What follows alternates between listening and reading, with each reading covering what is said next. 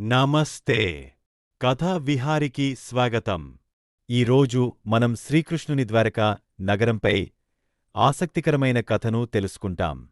1983లో కొంతమంది divorce Arabian సముద్రంలోకి దూకారు. వారు సముద్రం లోతుల్లో ఏదో అన్వేషించడానికి వెళ్లారు. ఆ లోతైన సముద్రంలో ప్రపంచాన్ని ఆశ్చర్యపరిచే ఒక మహానగరం కనిపించింది. ఇది నేటి ఆధునిక నగరంలాగా ఉండేది, కాని అది సముద్రం అడుగున ఉంది.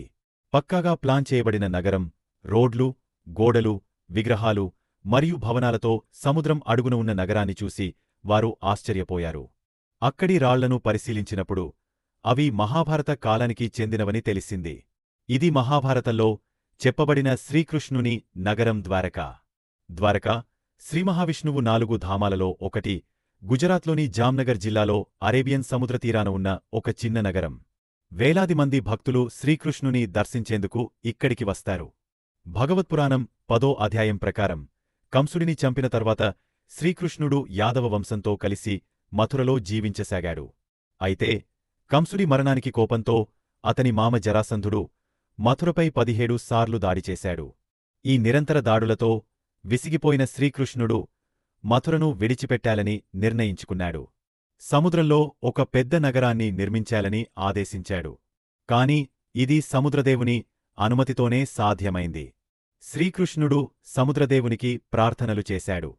ఆయన ప్రసన్నమై సముద్రం మధ్యలో 12 యోజనాల స్థలాన్ని శ్రీకృష్ణునికి ఇచ్చాడు. ఆ భూమిపై విశ్వకర్ముడు ద్వారకాని నిర్మించాడు. ద్వారకా ఒక పక్కాగా ప్లాన్ చేసిన నగరంగా నిర్మించబడింది. రోడ్లు, బంగారు భవనాలు, పెద్ద గేట్లు, తోటలు, చెరువులు అన్నీ చాలా శ్రద్ధగా నిర్మించబడ్డాయి. నగర మధ్యలో శ్రీకృష్ణుని భవనం ఉండేది. అది అందరికన్నా అందమైనది. నగరం పూర్తయిన తర్వాత శ్రీకృష్ణుడు తన కుటుంబాన్ని మరియు యాదవ వంశాన్ని మథుర నుండి తీసుకొచ్చాడు. ఆ తర్వాత ఆయన మథురకు వెళ్లి జరాసంధుడు మరియు కళ్యావనుడితో యుద్ధం చేసి విజయం సాధించాడు. ఈ విజయాల తర్వాత శ్రీకృష్ణుడు ద్వారకా తిరిగివచ్చి తన కుటుంబంతో సంతోషంగా జీవించాడు. కాలక్రమేణా మహాభారత యుద్ధం ప్రారంభమైంది. ఈ యుద్ధంలో శ్రీకృష్ణుడు అర్జునుడి రథసారథిగా కీలక పాత్ర పోషించాడు. 18 రోజులపాటు జరిగిన ఈ తీవ్ర యుద్ధంలో పాండవులు విజయం సాధించారు.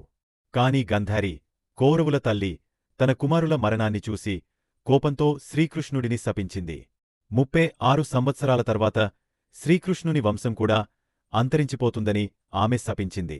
గంధారి శాపంతో పాటు యాదవ వంశాన్ని నాశనం చేసిన మరో శాపం కూడా ఉంది.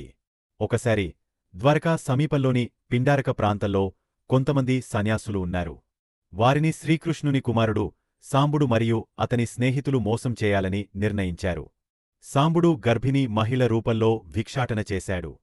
సన్యాసులు కోపంతో సాంబుడిని శపించి అతని పొట్టనుంచి ఒక ఇనుప ముద్గరాన్ని పుట్టిస్తామని చెప్పారు. అది యాదవ వంశాన్ని నాశనం చేస్తుందని వారు చెప్పారు. ఈ శాపం క్రమంగా నిజమైంది. కాలక్రమేణా యాదవులు ఒకరినొకరు యుద్ధం చేస్తూ పూర్తిగా నాశనం అయ్యారు. చివరికి శ్రీకృష్ణుడు తన జీవితం ముగించి స్వర్గానికి వెళ్లాడు.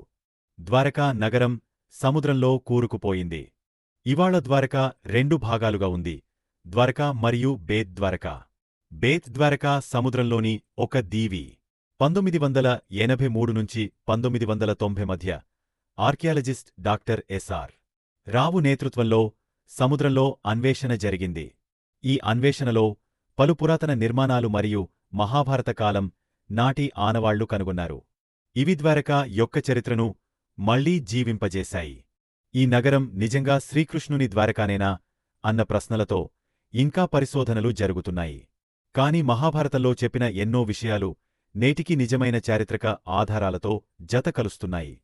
మీకు ఈ కథ నచ్చినట్లయితే లైక్ చేయండి. మీ అభిప్రాయాలను కామెంట్లలో తెలియజేయండి. ఇలాంటి మరెన్నో గాఢమైన కథల కోసం మా ఛానల్ను సబ్స్క్రైబ్ చేయండి. తదుపరి వీడియోలో కలుద్దాం.